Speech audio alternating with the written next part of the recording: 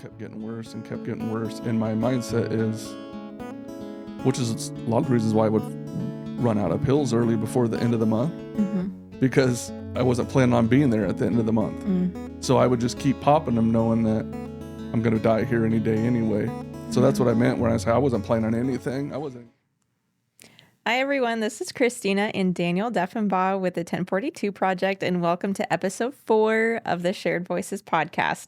Thanks again for joining us and spending time with us, and we're very excited to have you with us today. It is going to be filled with some heavy stuff, though, for sure. Yeah, in this episode, we kind of go into when, by 2010, I'm really struggling, and by 2011 and 12, we start to go into the years where I really start to self-destruct. And there's like big life events happening at that time. It's more than just the isolation and addiction and aloneness. Like it's really spreading through your life in big, like I said, big life event ways. But before we get into the details, I do want to just have a quick trigger warning for people, just so you kind of have a heads up. If you're in a space where you might not feel so safe listening to difficult topics and difficult conversations, then I would just ask that you give yourself some grace and not listen to this episode at this time, or just make sure that you're with somebody that will help you stay safe and can be a good support system to you. And we do want to include that if you do need some immediate assistance, please call 988. Absolutely. Yeah, what we talk about is real. And full disclosure, I've been struggling this today, leading up to this. Yeah, we tried to start this episode more than once, and I don't know. I want to say, it's emotions, but it's also, I don't know, just going back to that time and place, just causes some raw emotions, and it's for some reason it kind of stops me from thinking a little bit. So it's like I lose my train of thought a lot, and but we're gonna get through this. We're gonna get through it. Yeah, so. I really think that it's gonna help a lot of people, because I know that we're gonna touch on this, but when you were going through these things, you were hurting, but at the same time, you didn't have a source that would like back up, what you were experiencing, why you were experiencing it. So you just thought you were a terrible person and your life was falling apart.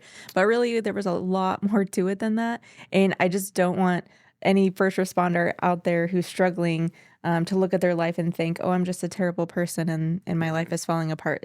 There's so much more to it than that, and you're not a terrible person. And that's what I want people to get from this episode, as you hear, because I'm about to go through some major life changes in the next couple years that we'll talk about today.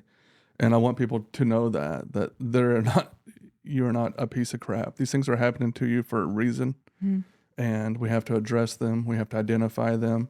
Yep. And that's how the healing process starts. Yep. And that's what I want people to understand from this episode. And so let's go ahead and get started. Okay. We covered last time all the way up to like 2010 and 11. And at this point in my life, the drinking's no longer fun. I feel like I'm becoming exposed in a way, if that makes sense. I feel like I've been holding everything in for so long, and that some of the stuff within me was seeping out. Again, making me feel like a bad person because of what I was going through. And I lost my train of thought already. It's probably going to happen a lot in this episode. Yeah, no, that's okay. But sorry. So I think I remember now. So at this point in my life, I'm a very, very full of shame and guilt now. And I'm going to the shame and guilt level to, I'm going into isolation. And so in 2011 and 12, I kept drinking. I kept seeing trauma, obviously, from work. I kept not processing it right. I kept processing it in the way that I had been doing for years. So your wounds are just getting deeper and deeper. Yeah, and I'm drinking more and more and more. And at this point, by 2012 especially, I am drinking to get drunk to pass out. I'm no longer getting drunk like I was before to just kind of escape for a little while and have some fun. More of a distraction type drinking. Now this had turned into, we don't need beer anymore. It's bottle of vodka or whiskey. And I'm going to drink this as fast as I can so I can pass out, because I don't want to deal with what's going on in my life. So at this point, I'm waking up every day. Um, I'm planning my suicide every day. Mm-hmm. I'm no longer planning to live, but planning to die. Um, And that obviously has a huge impact on the relationships in your life, your yeah, family life. absolutely. How could it not? You know, I'm Right. going in isolation. I'm drinking all the time. I'm not talking to my wife at the time. So by 2012, I'd already knew I was going to kill myself, and I knew it was going to be coming up quick. Mm-hmm. I knew it was going to be by my own hands, like we had talked about before. And really, I thought my life was over. Yeah. So I went ahead and asked my wife at the time for a divorce. Um, you know, I shielded it in lies of we got divorced over money issues, you Mm-hmm. know, other issues.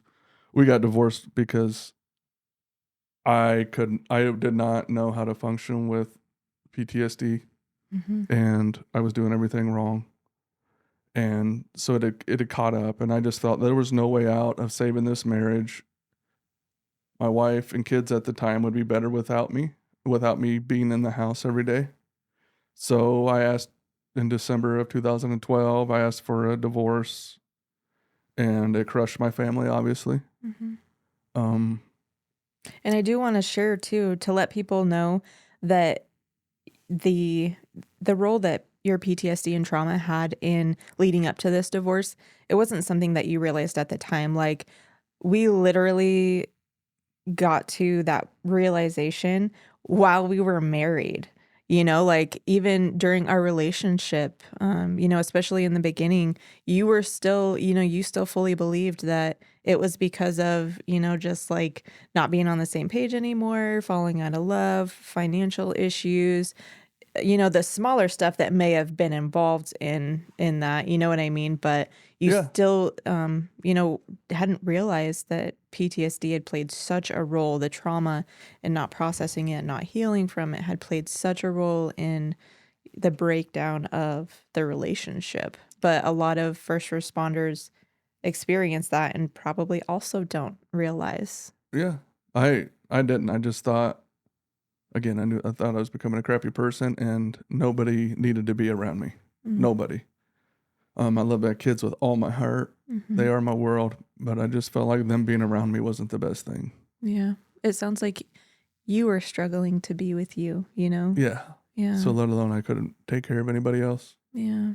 So I filed for a divorce, and at the same time, around the same time I got divorced, and it wasn't a surprise, but we got served paperwork that they were foreclosing on our home, Mm-hmm. and I'm a police officer this time, so having a deputy show up to your house to serve you paperwork that your home's being foreclosed on is pretty tough. Yeah.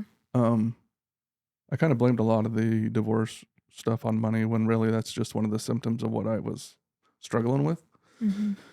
And so her and the kids actually end up moving out of the house because I stayed in the house. It was going to get foreclosed until it got foreclosed on. And at that point, I went into extreme isolation. I had shut Mm-hmm. myself off not only from my family but from all of my friends. I was not going out with anybody to do anything.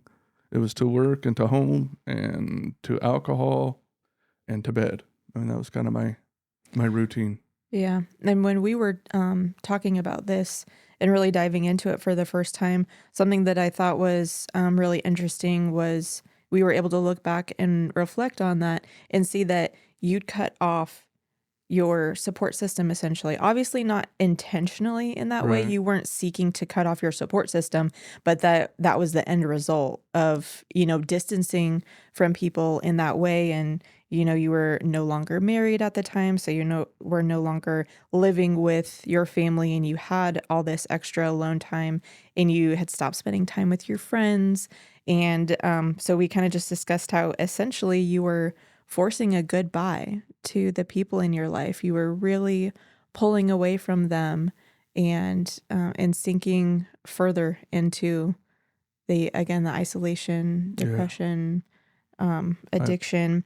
And another thing I had asked you too that I definitely want to mention is I'd asked you if you had yet realized that the impact that your trauma was having on you. And if you had yet realized that you had PTSD, and you shared that even at this point in your life and in your story, you still quickly dismissed those thoughts. Like it popped in your head, but you were still in the space where you were like, no, that can't be it, because of comparison. And you thought like, well, only vets have PTSD, Right. and other people have gone through way worse things than me. So that definitely can't be it. And so comparison really held you back from getting to a space where you were aware of what was going on and how you were being impacted, and it unfortunately played out in really painful ways.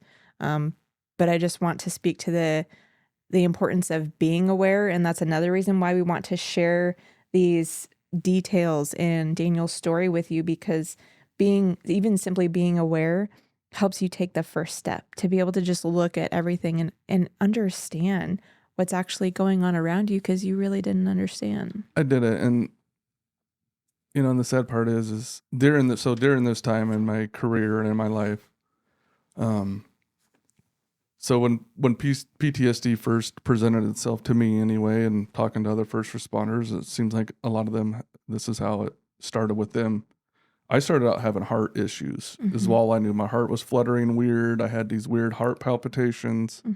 I would get like tunnel vision, but it started off kind of slow, and then it got extremely bad. And so at this point in my career, we should probably pull the medical records from the Indianola Fire Department. But at this point, I'm going to the hospital regularly.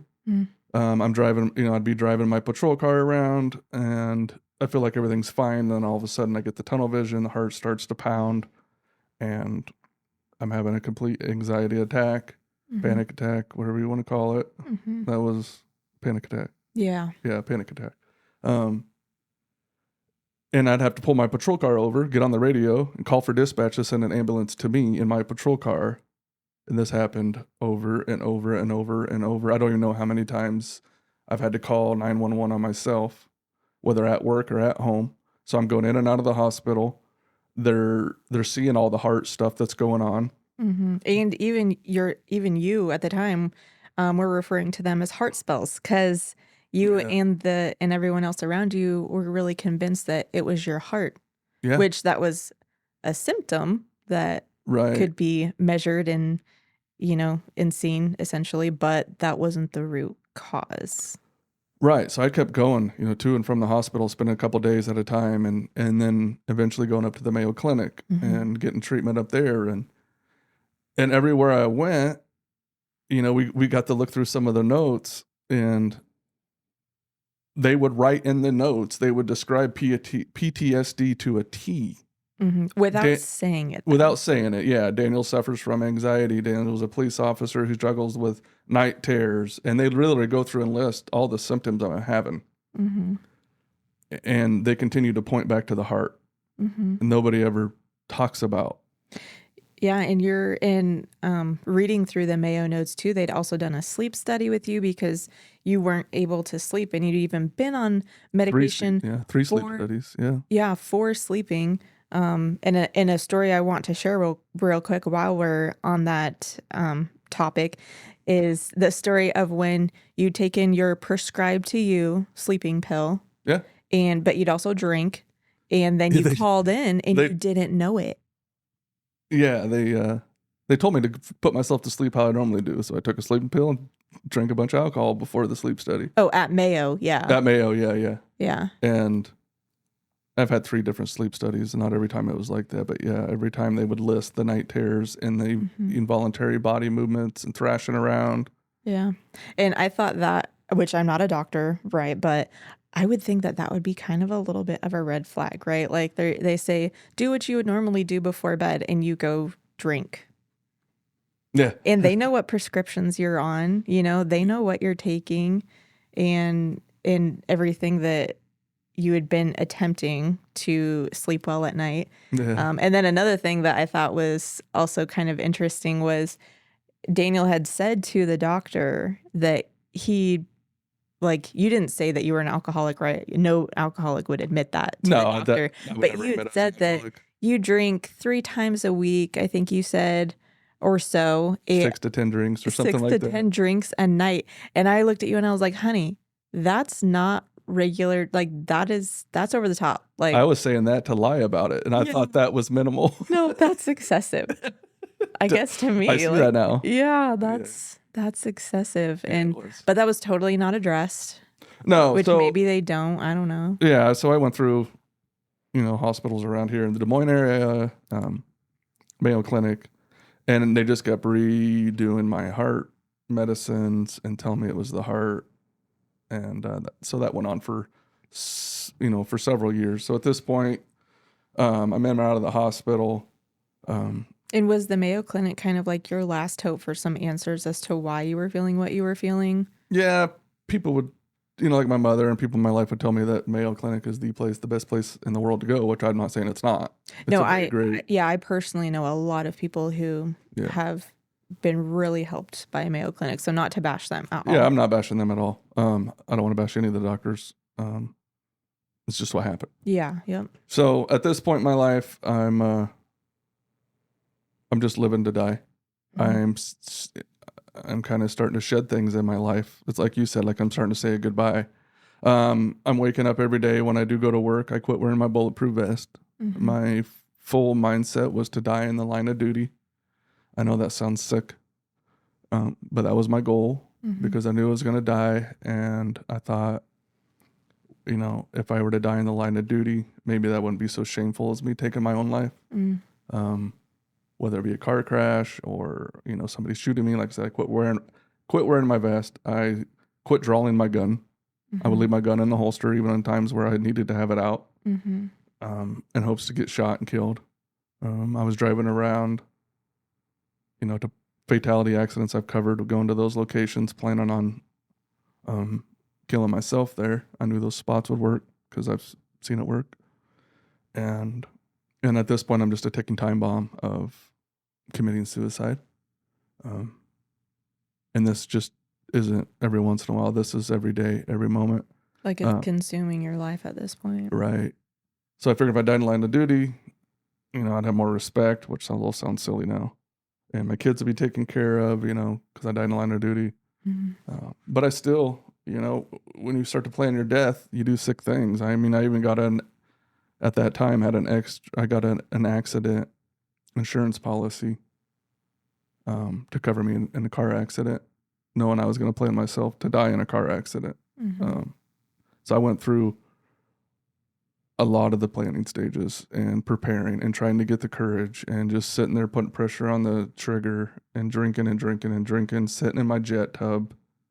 Because I would sit in my jet tub, just my underwear on, because I didn't want to make a mess with the suicide.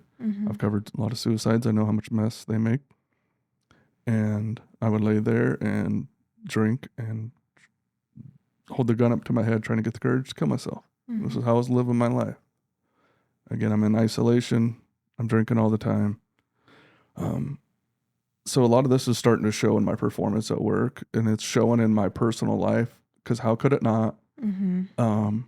Police officers, first responders that struggle with PTSD, they sometimes become troubled officers or troubled firefighters. Not that I was a troublemaker. I mean, granted, I got suspended from time to time, never more than a day at a time, but I've got suspended. Just things I never ever did in earlier in my career, just stupid things, and no longer caring about anything.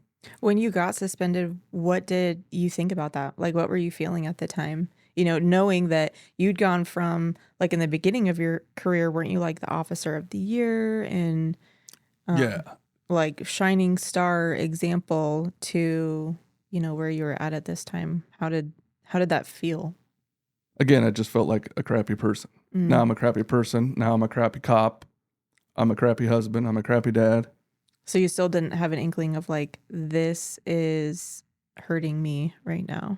No, I didn't care because I was going to be killing myself. When you're planning your suicide every day, you don't plan for anything. Yeah. Hence a lot of the reasons why I had so many money issues. Yeah. I would spend money and knowing that I am not going to be around to have to pay for it. So why does it matter? Right. So I go through the divorce in 2012. and things got a lot worse, obviously. And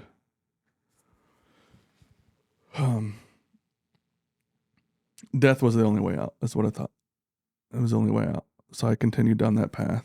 And by 2000 and, the end of 2013, beginning of 2014, well,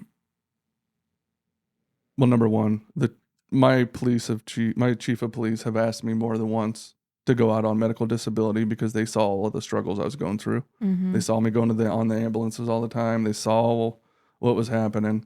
And I never wanted to resign because, again, I felt like this job is all I had. And if I lose my purpose at this point, what do I have left? Because at this point, I think my purpose is my badge. Mm-hmm. I realize now that's ridiculous. I think a lot of first responders identify with that, though. They feel very called to do what they've gone into. They feel very committed to it. They identify with it. So the thought of losing it is probably terrifying for a lot of people, or it scared me. At least hard, yeah. Like, obviously not something that's appealing. You every one of you goes into it for a reason. Yeah. But at the same time, there is a lot on the other side of your career. No person is their career. Right. Your identity is, and purpose this are badge. so much more than any career. Yeah. This badge is not who we are at all. It's literally or any just uniform. Right. In a uniform. This is just our job. That's all it is. But we take it on as our lifestyle and our life. And that's what I had done. So to remove now my job from me, because in 2014, I was in the chief's office and I could just tell that just by the way he was looking at me that like the gig's up. Like you've hidden, like I could see him look at me with, not in a mean way, just a look of like, wow, like you've gone down a deep hole. I can tell you have a lot going on in your life and it's time for you to step away from the job and focus on that. Yeah. And I didn't want to do it. But as soon as I saw how his face looked towards me and how he was, I could tell disappointed. And the chief, I liked our chief. I still do like our chief. And seeing that, that hurt me. But I also knew it was time. So I went ahead and applied for medical disability through my retirement board. And from that day, I met with the chief in his office. I never wore a uniform again. That was the end of it. And what was that day like for you? Scary as hell. Yeah. The guilt, the shame, I guess is probably what I should say. The shame of trying to explain to people why I'm not a cop anymore. I didn't even think of that. And when you live in a small town, there's rumors, there's all of that. And honestly, it was just like, let's just kill myself and get this over with. Yeah, honestly, that never occurred to me. What a painful hurdle to have to overcome, like everything that you've already gone through and what you're already struggling with. And it's still not being addressed. You're still not healing from it or really even feel like you've got a safe space to turn to. And then you leave your career and everybody, I'm sure, wants to know why. What happened? Right. Medical disability? Why? See, when I went on to medical disability, it's for my heart because everything in my life at the doctor's office has been pointed towards the heart. And the doctors wrote off on that, right? Like, because it's a whole process to medically retire. Yeah. So once you turn in your paperwork, it was like, I don't know, 3 months later, I went to Iowa City and you have to go through meeting with a whole series of doctors. So I went there and they had all my medical records were mailed to them. So they had everything to go through. So when I got there was a push cart that they had set up and it had boxes of my medical records on top of it. So I didn't have to carry them from appointment to appointment, but instead push them. Oh my gosh. Yes, I pushed it all the way through the hospital from appointment to appointment. And at this point, remember now I've left my job and I still don't know that it's because PTSD. I still don't. I still think, okay, it's heart related, but I know I'm a crappy person. I mean, I'm still not putting it together. Yeah. So I go to Iowa City, I go through the process, and at the very end, I met with a psychiatrist really nice gray-haired old guy, Mm-hmm. and he looked at me after meeting with me and going through all my medical records. I remember him sitting in his little doctor chair looking up at me and leaning forward, and he said, "Son, you don't have a heart problem, you have a PTSD problem. You're struggling with your mental health." And that was the first time anybody had ever mentioned that to me. And it hit like a load of bricks. Dang. Just hearing those words just kind of echoed through my head. What emotions were you feeling when he said that? Like, did you believe him right away? Did you accept what he was saying? Were you able to? I started crying, number one. Yeah. Just hearing him say those words and how I could tell how caring he was when he looked at me and said them. Mm-hmm. It scared me, but it also explained. It started the explaining. I started to go, wait a minute. PTSD, but I'm a first responder. So then I really started to think about it. So that day I start to think about PTSD, but I still don't get any help for it. Mm. I continued on the life of destruction. So now, 2012, I'm divorced. So I've lost my family. Mm-hmm. I'm only seeing my kids every other weekend. In 2014 is when I go out on disability. So now I've lost my family. I've lost my job, which I think is my purpose. Mm-hmm. And the downward spiral just continues, and the self-destruction just continues. Once getting out of law enforcement, I've always had back issues, shoulder issues. I've had a lot of shoulder surgeries, 5 actually. Let's tell them about your shoulder injuries, because I think that it's a little bit of a Daniel fun fact. Riding bulls? Yes. I rode rodeo here in the Midwest for a couple years. You're like, but it just always blew my mind when you told me that, because I'm like, you're kidding me. This quarter zip, like wax in your hair, city slicking boy, road bulls. Yeah, I was one of those people that would just find something challenging and go chase it. And that was riding. Someone mentioned riding bulls, so me and a couple of buddies, we started riding bulls. And you had purple chaps, and that's like cherry on top. I did have purple chaps. We'll have to like somehow share a photo of this. Yeah, it's even got my initials on it. Fantastic. But anyway, what were we talking about? You got me off track with bull riding. But I had to tell him that you were sharing about all your shoulder surgeries. Yeah, so I had back-to-back surgeries, and I get prescribed hydrocodone. Mm-hmm.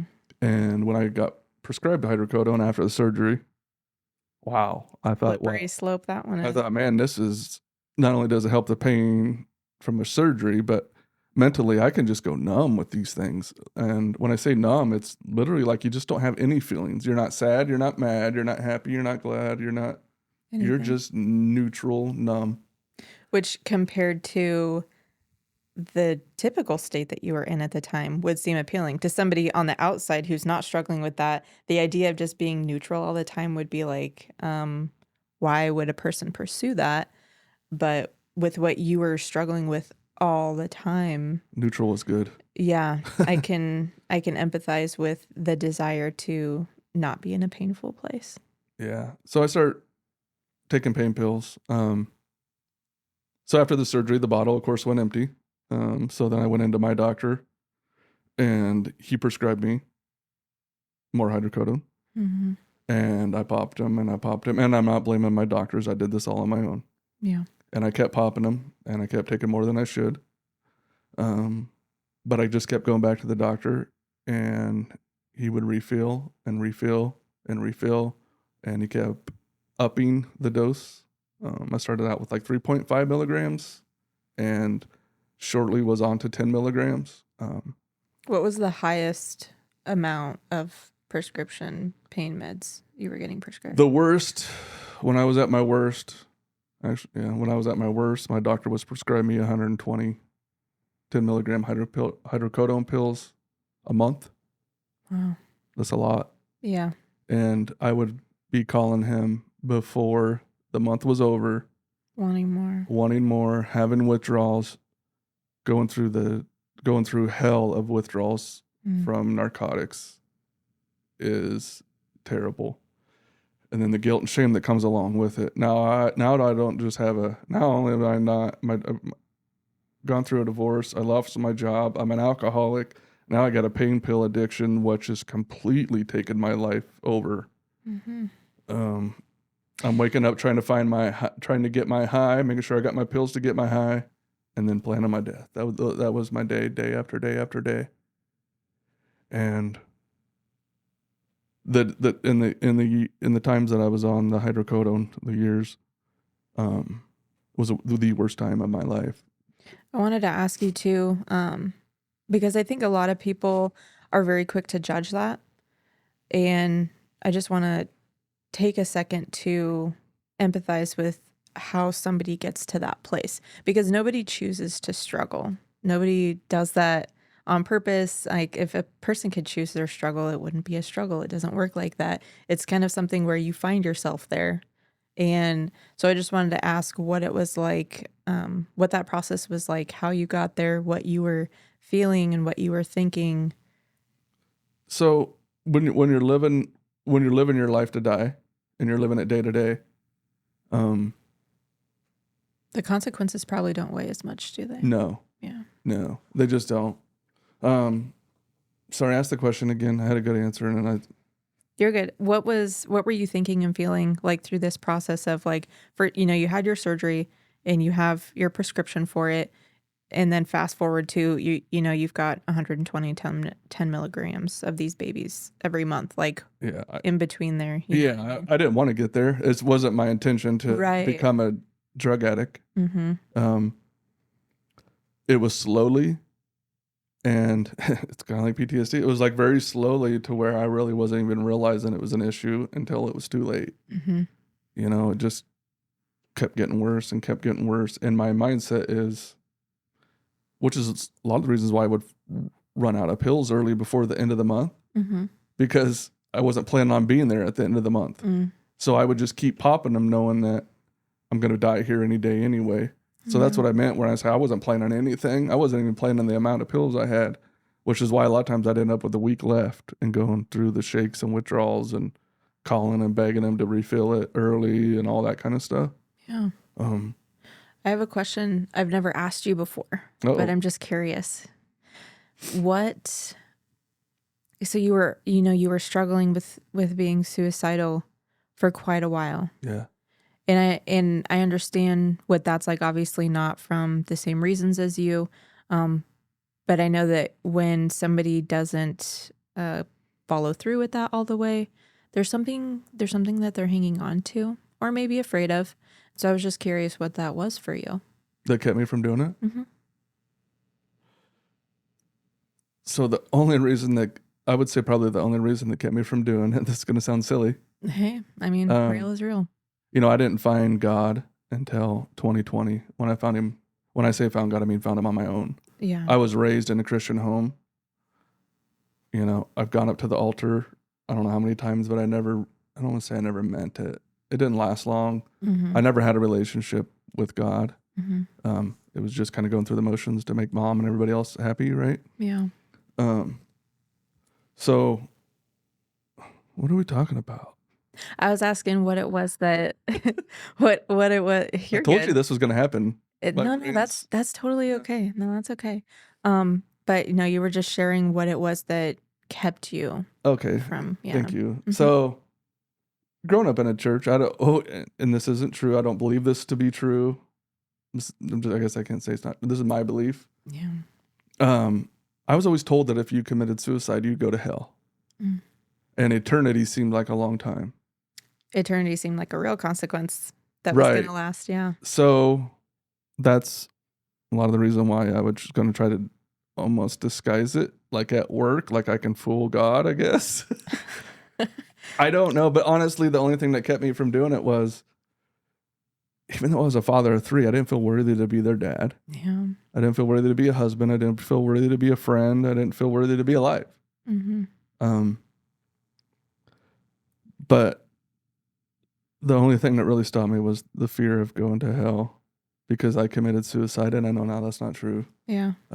At the same time, I'm glad you had something that held you back, Yeah. Yeah. True. Yeah. Good point. Mm-hmm. Otherwise I probably wouldn't be here. Right.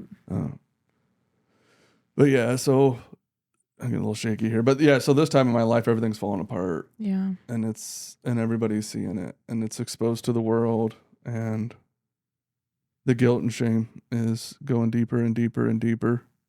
And I know we want to keep these episodes short. We'll continue on to the next episode. But let's go ahead and end this one here. Okay. And we're going to go into some other stuff. And the next one is going to be a little deeper and a little darker. But also a little lighter at the end. yes, I just want you to know, I know we're talking a lot and there's a lot of darkness. It's not all doom and gloom. Right. I want you to know we're going to get through this story so then we can, for the future, talk about the hopes and joys and the resources and how to not follow, in the footsteps like me, because there's a lot of first responders. My story's it's not crazy. It's unfortunately a little too common. Yeah. Yeah. A little too common. And we'll get into that. But for now, we got to get through this, and we just got a couple more episodes left, and then we're going to focus on some happiness and joy. But I think it's important for people that's never had PTSD to kind of understand why people do what they would do. And for people who have it and maybe don't realize that they have it, or people that have it and they feel ashamed and guilty. We just really want you to understand that it's not a you thing. It's the trauma, the PTSD, and there are treatments and there is hope and there's no judgment here and there's no shame here. And we just care about you. We want you to feel like there's somebody that's in your corner and there's a safe space for you to turn to. And that's really the space that we want to hold for you. So as we close out this episode, I do want to just ask that if you heard something that resonates with you, please like our video, our podcast, whatever platform you're using. Follow us and definitely share the episode if you find it in your heart to do so, especially if there's anybody in your life that you feel like might benefit from this. We just ask that you support us and support them and share our podcast. Yeah, and just real quick, if you don't mind, before you close out, if you're watching this on YouTube, I just want to let people know that this is on YouTube, but it's also on all the major platforms. Yes, where you watch your podcast. We're on Spotify, iTunes. Yeah, it's like Apple Podcasts, Google Podcasts, Spotify, Amazon Music, and Google Podcast. I said that. Oh. But thank you for backing me up on that. I got you, girl. Maybe Amazon Music. I said that one too. It's on all the major platforms. This is us in a nutshell. Yeah, this is us in a nutshell, for sure. All right, close us out. All right. Well, again, thank you so much for spending time with us. We really appreciate you, and we'll catch you in the next episode.